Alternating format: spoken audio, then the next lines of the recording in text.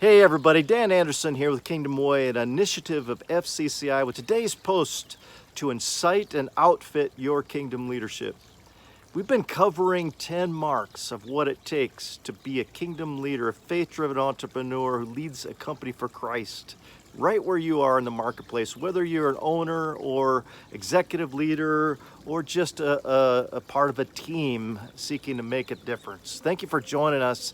So today the mark is this: leveraging conflict for the glory of God and the good of others. Leveraging conflict for the glory of God and the good of others. I've had the privilege of doing a workshop in several companies with executive teams called the Ferrari Factor. I love that name. I love fast cars.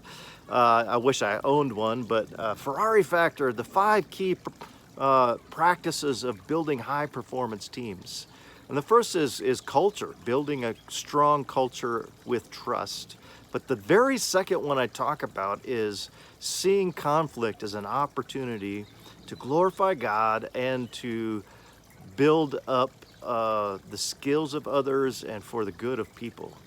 How do we do that? Well, I want to go back to the teaching of Jesus on the Sermon on the Mount we've been looking at in these posts.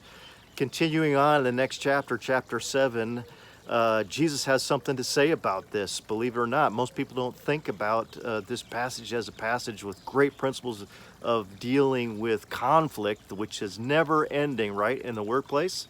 So he says this, before you seek to take the speck out of your brother's eye or colleagues or co-workers, first look and see if there's a log in your own eye and then take it out.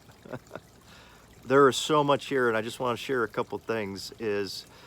Most of us, we're all sinners, right? So there's going to be conflict. Conflict is inevitable.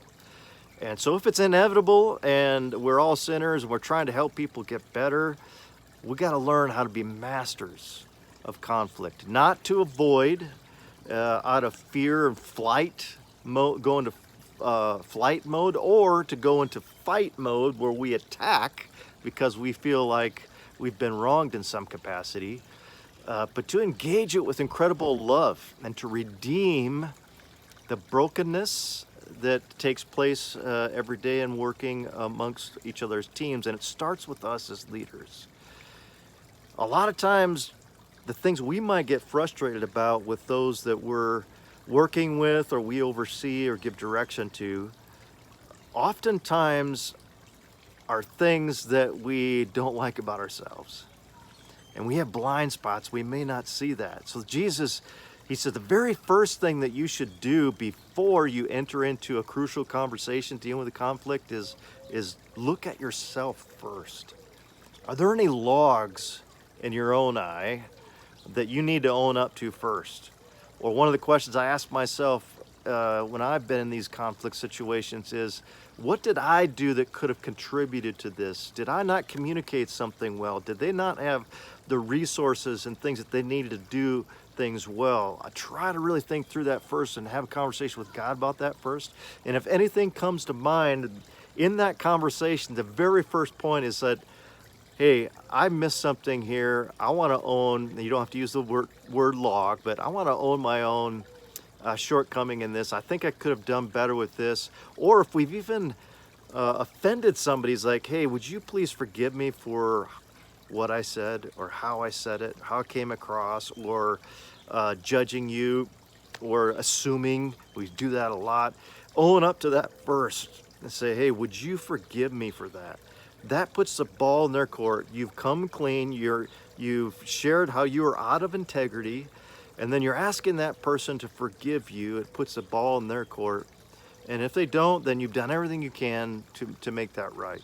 But here's the other thing it does, my friends. Even if you might not have had a wrong in it, you could always talk about how you could have done better first.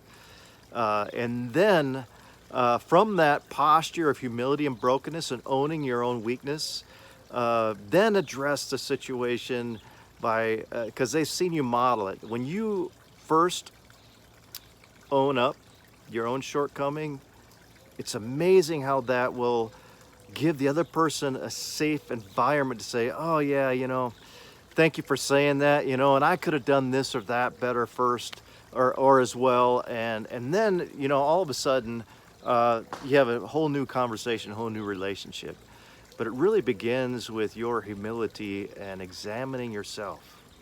Uh, Galatians chapter 6 verse 1, and says, "He who is spiritual restore such a person." When those are caught in sin, it says, "You are spiritual, restore such a person."